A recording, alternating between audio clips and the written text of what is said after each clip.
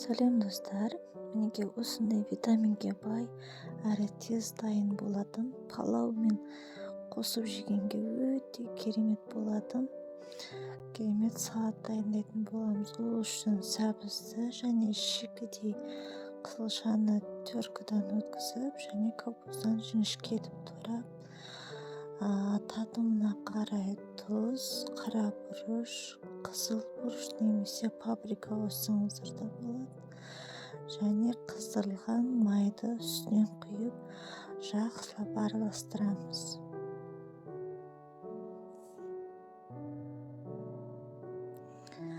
Жақсылап әбден араластырғаннан кейін тағы бір рет дәмін көріп, жетіспеген құрамын өздеріңіз татымына қарай көресіздер. Содан кейін холодильникке 1-2 сағатқа қойып қоямыз.